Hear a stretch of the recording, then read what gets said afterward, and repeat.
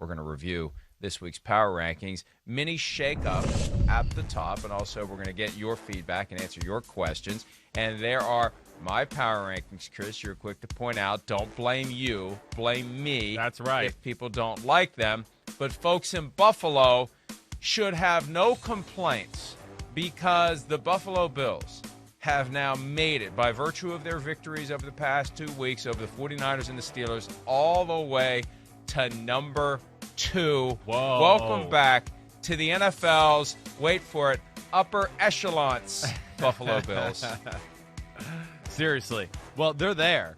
You know, I mean, first off, like with the Bills conversation, I know for both of us, it's gone from the last few weeks of, hey, they're a playoff team to now, whoa, it looks like they could be a legit Super Bowl contender. So they've changed their view, or at least in my eyes they have. And I think a lot of people, certainly. Now, like with that 2-3 combination right there, how close was that? Like, you know, I wonder what Vegas would do in a Bills-Packers Super Bowl. I would think the Packers would be favored by a few, but, you know, how much did you have to nitpick over those two? Full transparency, I was upset with the Packers because they didn't cover on Sunday against the Lions, which was one of our best bets. So they're not going to be number 2 unless they can beat the Lions by more than the appointed spread. They didn't have as good of a game as we thought they were going to have against a team they should have manhandled. So that's why I went with the Bills at number 2. And also the Bills were already ahead of the Packers. Right. You've got to do something significant relative to the other team to jump them. They didn't play this year. They could play, as you said, in the Super Bowl. But that was simple for me. Bills were more impressive in their win than the Packers were. Bills were already ahead of Green Bay. So they go to 2. Packers go to 3. Yesterday, Aaron Rodgers told Pat McAfee that the Packers are playing great football right now. And the Packers – look, hey, I still worry, Packers fans, as should you, about one of these – games where after the fact Aaron Rodgers is saying we didn't have much energy today and I don't know why, because that seems to be looming right around the corner, especially when things are going well, like right now. Like, is it coming right now when you have the 1 seed and all you have to do is win your last 3 games? Are you about to step in that low-energy pothole? That's what I worry about for the Packers over the balance of the regular season and into the playoffs, Chris. Yeah, I understand that. Well, I mean, we saw them kind of slip up against, you know, your Minnesota Vikings at home, definitely. We saw them kind of fall asleep at the wheel when they had a lead against the Indianapolis Colts. Those are their last 2 losses. You know, they're an interesting team. I hear you. I don't know. I mean, it's all about the offense, the efficiency. Rodgers, they're in a great place. So, therefore, you know, when he talks to Pat McAfee and all those type of things, he's feeling good because they're one of the best offenses in football. Points, yards, they can do it all. You know, I still question that defense. It'd actually be a cool Super Bowl to see Bills-Packers and everything there. But with the NFC right now and, you know, again, I don't know if there's no great team in the NFC with Aaron Rodgers at home. You know, in Wisconsin, Green Bay there, and hey, it's 12 degrees and it's divisional Sunday, and now it's championship Sunday and it's 10 degrees. That's the biggest home field advantage to me that I can really look at right now in the NFC playoffs this year without no fans and things like that. And that's where they can be dangerous. And you're right, they got a chance here to hold on to it. Let's see if they can do that. They got one legit test left with that Tennessee Titans game. Number 1 seed back in 2011, and your New York Giants went there and put the hurt on the Green Bay Packers with fans present. Can remember watching it. That propensity has been there for the Packers over the past decade, one of the reasons why they've only won 1 Super Bowl with Aaron Rodgers. So whether they get the 1 seed or not, I just worry about that one day for 3 hours in January where it's just not firing on all cylinders for the Packers. And again, if you're a Packers fan, you should worry about it too. Yeah, well, Mike, even to your point, like, think about last year, Week 17. Remember, they were down to the Detroit Lions, and they had a comeback and in a frenzy type comeback to make sure they could secure the number 2 spot. So that to your they had something to play for there. So that to your example, we have seen that before, and you know, I don't think you're crazy to bring that up. Questions about the upper ranks of the power rankings as it relates to the Buffalo Bills. This is the highest the Bills have been since they were number 3 before losing to the Tennessee Titans in Week 5. At the time, the Bills were 4-0. Steve Ash 22 UK via Twitter asks, do you think the Bills have what it takes to beat Patrick Mahomes' Chiefs this year. I think, this is Steve Ash speaking, that the Chiefs are beatable with the right team.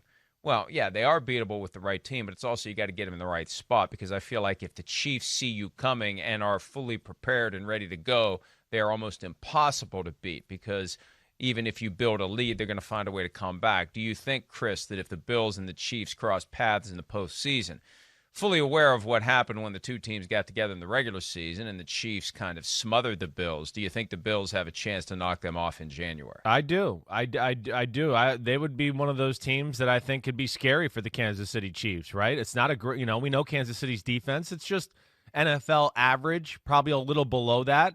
With that offense and Josh Allen and everything like that, I think that could be a scary combination. Listen, we saw bad elements, pretty close football game earlier this year, 26-17, right? Chiefs win over the Bills. But to me, that we know what the Chiefs are. The Chiefs are king of the hill. They're the man. It's Mahomes. I mean, it's going to take something special to knock them off. But I will say, from that little 2-game stretch where the Buffalo Bills played the Tennessee Titans and the Kansas City Chiefs back-to-back, lost those games, they've played phenomenal football ever since. It's like they realized, wait, this is what we got to do if we got to get into the Super Bowl conversation. I think that was new for them. I think Josh Allen was nervous on the stage against Patrick Mahomes and the week before in the Tennessee Titans game on, national TV and all those things. And I think they've realized, they've answered that challenge is what I'm saying. And I think they've realized what it takes maybe to, be in that upper echelons. Hey, Seattle came to town. They're one of those teams. Let's beat them. Oh, the 49ers are getting hot. Oh, we can't beat them on a Monday Night Football. Watch us. And then, of course, the Pittsburgh Steelers. So I think they're a totally different team than earlier this year. And now we're in that, wait, let me stick out my chest. We're kind of good. We got some confidence here. We're playing some D. And Josh Allen has shown he can manage games a little bit. So that's where Buffalo, to me, has changed, and I think that could be a scary matchup for Kansas City when that time comes. I spoke to Allen after they beat the Chargers, and I said, look, you've got 3 primetime games coming up. You've got an NFL Network Saturday game coming up. Is this your opportunity to basically let the world know what the Bills are? And he downplayed it, but you look at how they've performed the first half of those games. 49ers. Look, the 49ers are still the 49ers, even with all the injuries. They have Kyle Shanahan, and both you and I thought the 49ers would win that game. The Bills were impressive then.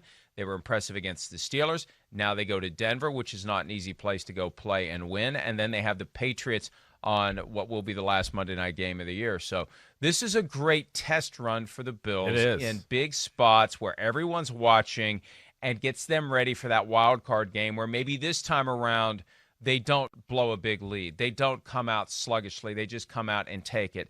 I still don't know whether that means they could beat the Chiefs, Chris, because, look, all the way back in early September, you were saying Chiefs to repeat, Chiefs to repeat, Chiefs to repeat, because there hasn't been a repeat since the 2003-2004 Patriots. Right. But right now, though, and I'm always inclined to take the field. Yeah, you ain't this year. Pick a team or the field. Pick a team or the field. Shereen Williams and I were talking about this last night. Chiefs or the field. I'm taking the Chiefs right now. I'm taking the Chiefs to win it all. Chiefs or the field. I'm with you, Mike. I am too. And a year where we're not seeing any real great dominant defense in the NFL, and yet we know the guy can already, and the offense and the team can already overcome great defenses in the NFL, like we saw them do in the Super Bowl last year. I'm with you, Mike. I mean, and just the confidence in which they play, you could take it good or bad a little bit, but, the glass, half full look at the Kansas City Chiefs is they're 12-1, and I'm not sure they've played an A game the whole year as a complete football team.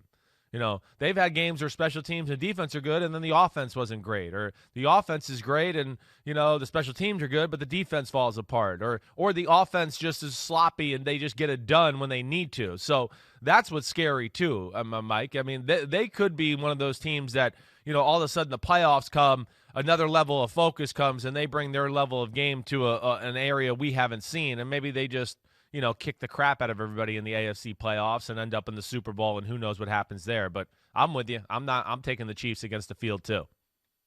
One more on the Bills. The Laughing Man 5 via Twitter says, can we talk more about Eric Bieniemy for head coach and less about Brian Daboll? Yeah, Hashtag Bills Mafia is trying right. to keep the team together for at least one more year. That relates to one of my grievances that we have coming up later in the hour. But yeah, I could look. This is always one of the problems of being a great team. You have to worry not just about your players becoming attractive in free agency when they're able to go get paid. You have to worry about your coaches being head coaching candidates and Right. having to backfill, and maybe it works and maybe it doesn't, and maybe it takes a couple of years to get a new offensive coordinator up to speed. I don't know that Brian Daboll is a serious candidate. It all depends upon how many jobs are available and whether and to what extent he's available to be interviewed. I continue to believe that's a major impediment. The rules that the NFL has in place, keeping guys from taking jobs until their teams are done, the farther the Bills go. And I guess that would be my advice to the Laughing Man 5.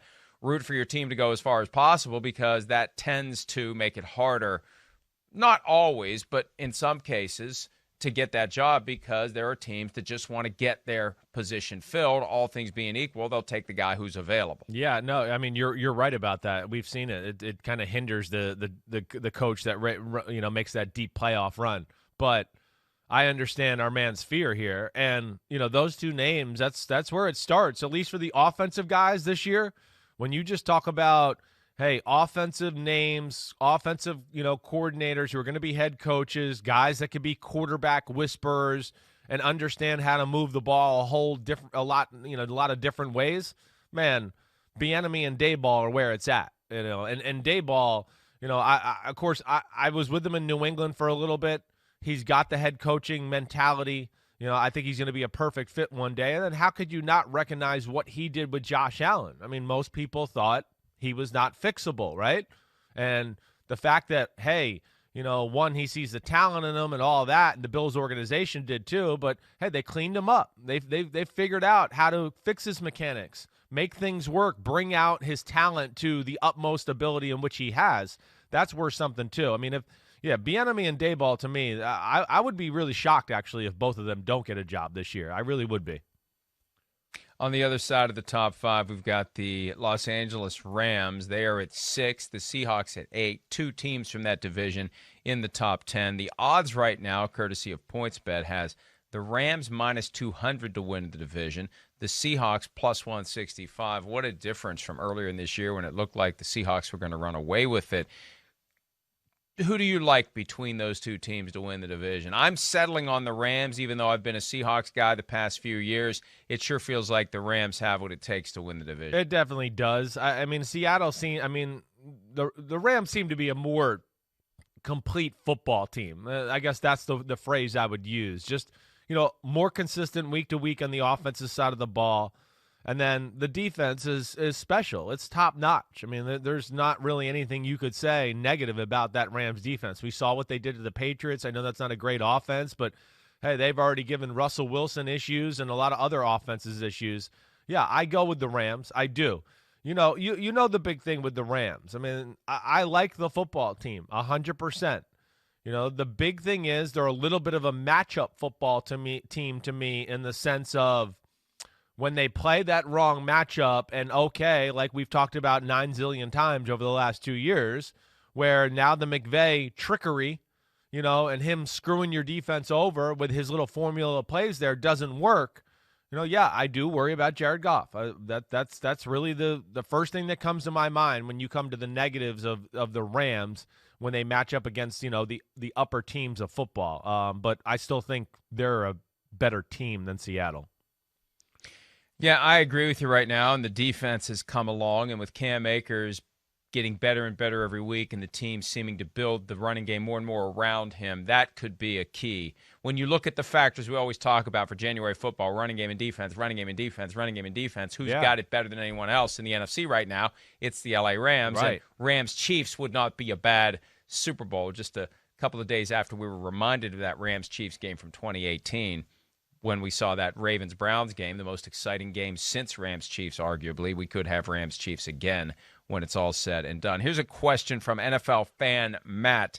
Did the Cardinals find something on offense on Sunday against the Giants, playing more backyard football between K1 and DeAndre Hopkins? Question mark. What do you think of that Well, the offense is not been special. I don't know if they found anything that I looked at, and I got to watch that side of the film back a little bit because I haven't seen that to really give an in-depth answer there. But they weren't moving the ball at will or anything like that against that Giants defense. It was more or not the Arizona defense setting up the Cardinals offense. The thing that I do like about the Cardinals is they can play some ugly football. It doesn't have to be 400 yards by Kyler Murray running and throwing in this highlight show. They've shown the ability to kind of grind it out and win games 20-17 and play that style of football. I think that's what's kind of impressive about them. But no, I think their offense is still in the midst of trying to figure out a few other avenues of how to attack offenses right now. You've heard anybody that's listened to me is tell you it's become kind of predictable. And I think defenses have figured that system out to a degree, let alone I think Kyler Murray's probably a little banged up too. NFC South, a race to the finish line. The Colts at number 7, the Titans at number 10. Man. However, our friends at PointsBet Sportsbook have the Titans as the minus 160 favorite. That means, as always, you got to bet 160 to win 100.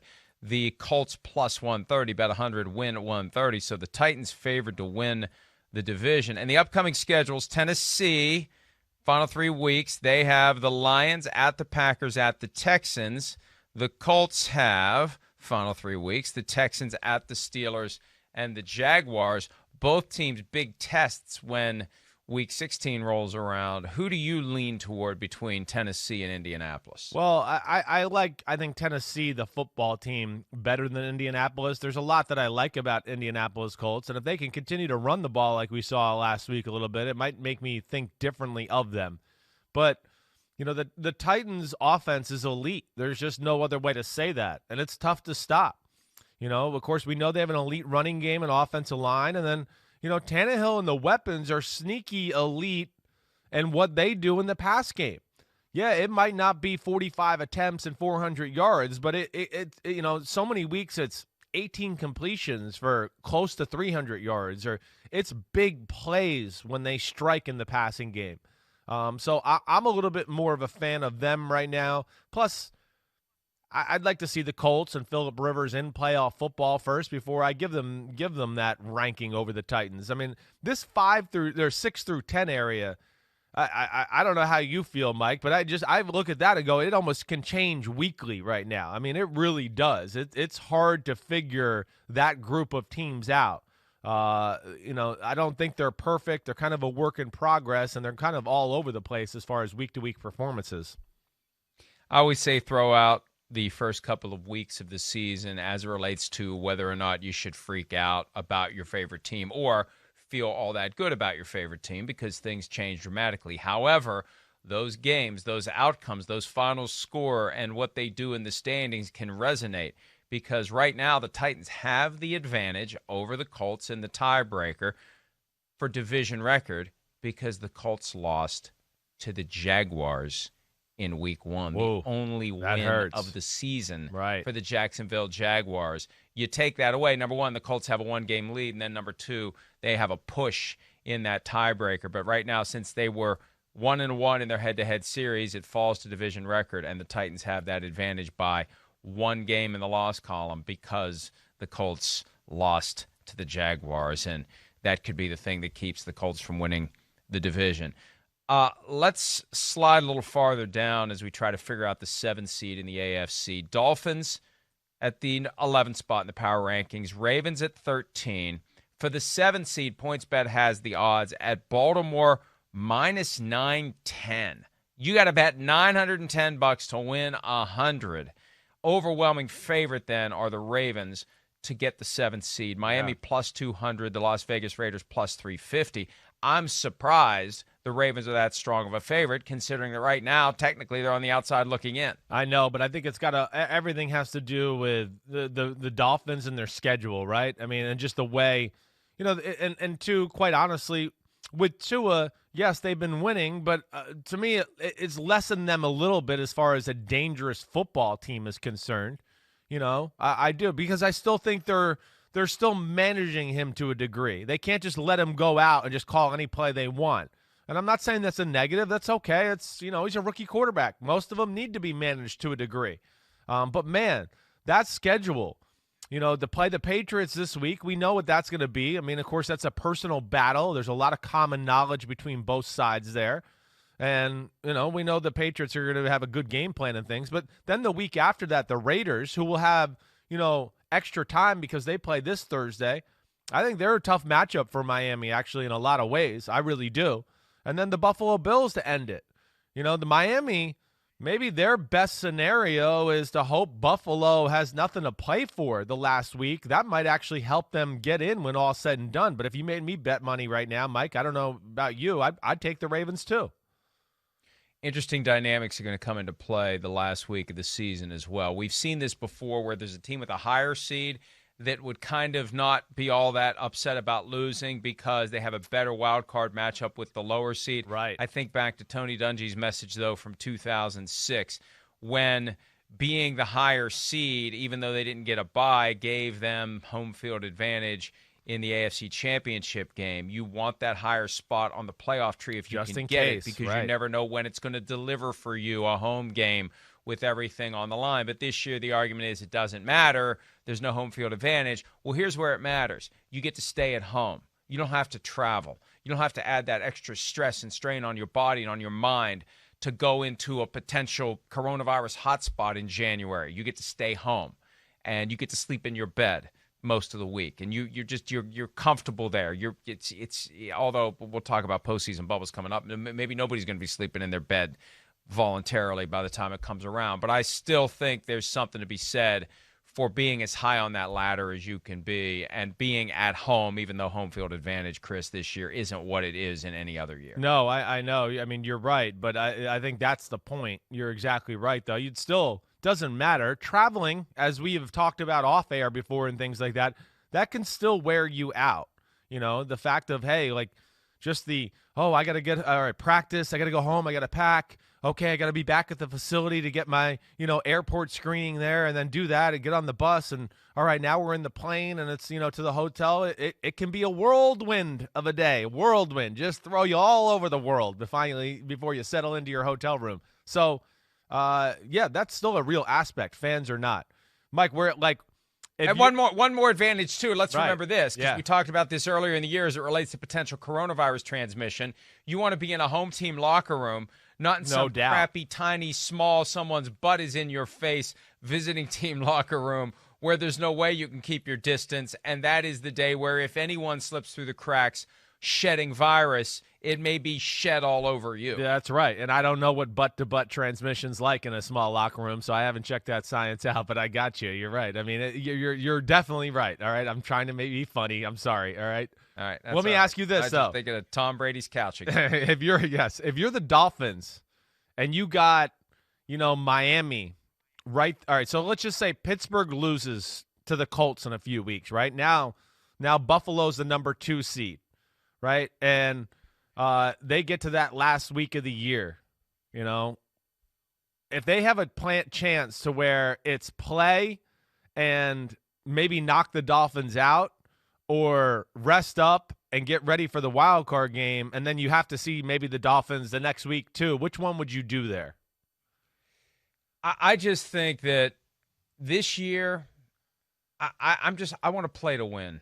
I just think that there's something to be said for playing to win and not try to get too cute and not try to engineer who you're going to play, especially in the AFC. I think all those teams are dangerous. I know. The idea of laying down and losing to the Dolphins and then playing the Dolphins the next week, I don't like that. I know. I don't like that. But do you like playing the Dolphins and beating them and then having to have the Ravens come to town the next week either? That's why I kind of brought it up, because it's yeah. I mean, but that's a tough one. That's why I brought it up. I understand what you're saying. Yeah.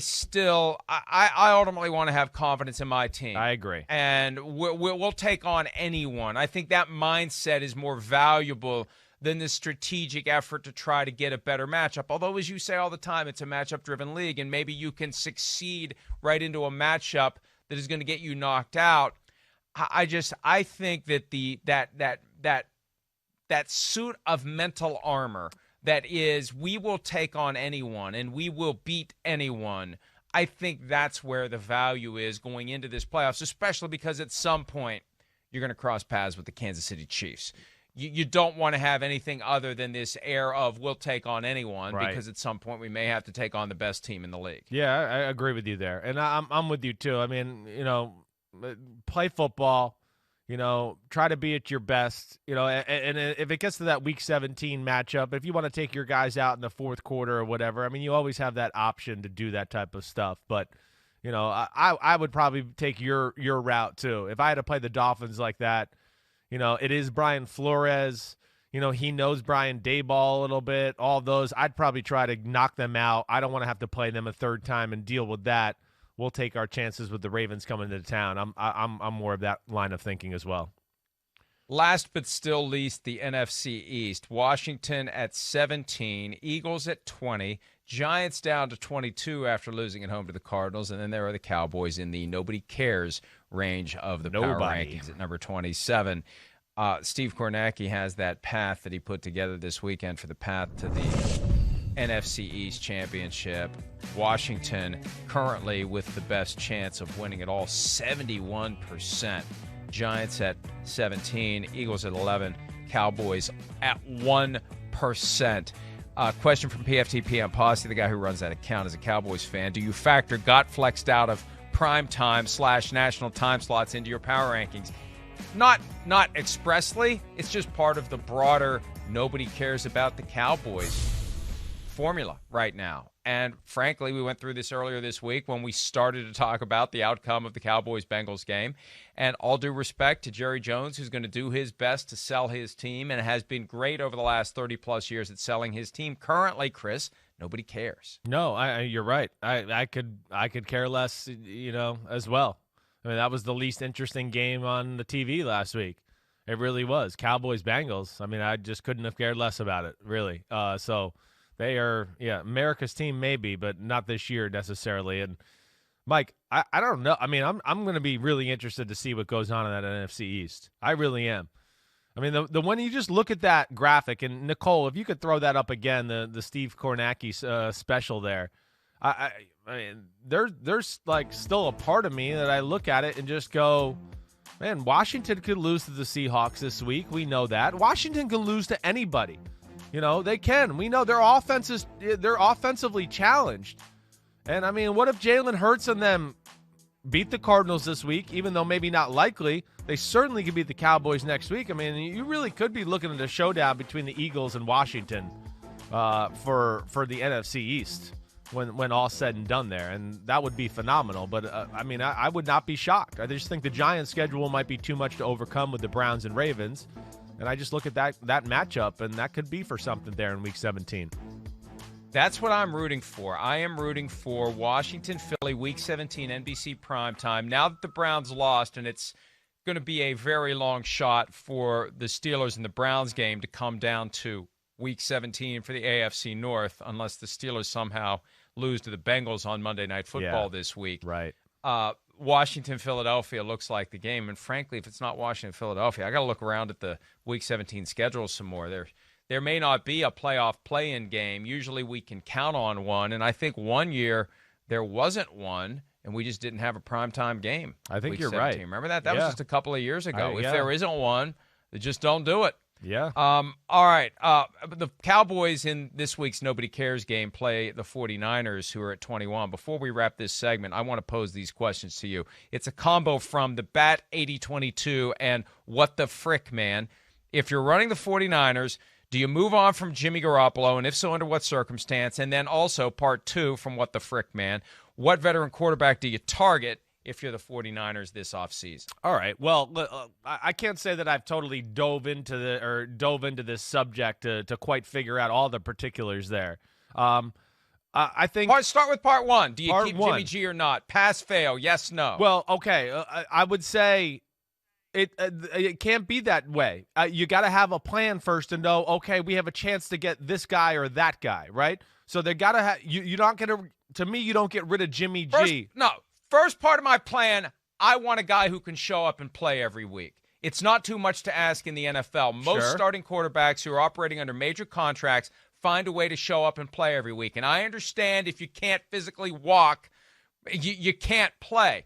The point is having the awareness in the pocket and outside of the pocket and everywhere you are. The thing that's still burned into my brain is that stupid move from a couple of years ago on the sideline in Kansas City where he decides to be Jimmy Tough Guy and drop his shoulder and he tears his ACL. Yep. You got to be smarter than that if you want to play quarterback week in and week out in the NFL. You owe it to your team for the money they're paying you to find a way to stay on the field. So for me, the easy part is bye-bye, Jimmy G. I need somebody who can play all 16 weeks. Then the harder part is who do you go get? Well, that's where I'm saying I just think that has to be done a little bit. You can't just throw him to the side and go, okay, he doesn't, listen, he got unlucky. First off, the referees. There's too much unlucky. Okay. There's too much unlucky with this Jimmy year, G. His original injury happened because the referee was so worried about his mask, he didn't blow the whistle. And Jimmy G was down, and somebody hit him and then hurt his ankle. I mean, so that's not his fault. That's a bunch of bull crap, and like the NFL should pay him an extra bonus. Hey, we screwed up your season. Here you go. But you do have to have, I think, some sort of a plan in place to go, okay, I know we're going to get this guy or that guy to replace him. You can't just go, you're out of here, and now let's figure out who we want. You might get stuck at the table going, damn, we didn't get anybody, or now we have to go to the draft and get a rookie quarterback. But I think it's certainly up in the air as far as moving on for Jimmy G. And I would just think Shanahan this year, after seeing like Russell Wilson and Rodgers and Kyler Murray, and then what Josh Allen did to his football team, at some point I would think he'd go, man, I need to get me one of these guys that, gets me out of jail free card when my offense isn't kicking butt and can make things happen. And he really hasn't had that. And that's where I think it's going to be an interesting debate or conversation. Isn't that, we're way over, but I'm fascinated by this because I think that's the fundamental tension in the Shanahan offense. His desire to have a guy who is basically the Madden character as he works the controller from all of the predetermined moves and setups, right? Right. Versus the guy who's going to say, screw it, this isn't going to work. I'm going to go do my own thing, because the last thing Kyle Shanahan wants is a guy who's going to freelance. It's a balance, but at some point I think you have to welcome that ability to make chicken salad on the fly, because it will get you out of a bad play. Right. I agree. I think so too. Yeah, right. He might freelance every now and then. And, oh, man, Shanahan delivered you an open guy and it didn't work out. But I think in the long run, those guys we're talking about make a lot more positives than they do of the negative aspect of what you were saying there. Hi, I'm Mike Tirico, and thanks for watching. Make sure to hit subscribe for the latest news and highlights from NBC Sports.